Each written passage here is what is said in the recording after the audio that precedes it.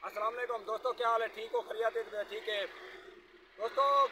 कुछ दोस्त मेरे फोन मारी पैन के बरकत भाई ये दसो बहुत छुटे दे भो वाली मंडी लगी है या कह नहीं लगी। चोटी रोड से दोस्तों भो की मंडी लग गई है तो सामने ट्रक भरीले पैन और लादे भी पैन नवा जीरो भो आ गए।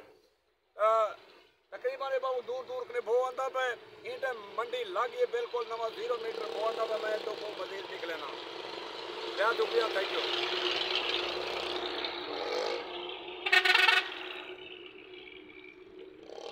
बिल्कुल 0-0 भो आया पहले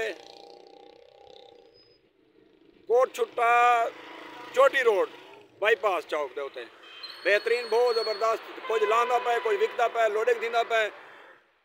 इतने यहाँ जमा थी मंडी दे होते सालाना मंडी होती है इतना ये गाड़ियाँ आया खड़े कुछ लाई कने गाड़ियाँ अपना खड़े स्टैंड के उत्ते कुछ ट्रक वगैरह लांदे पे।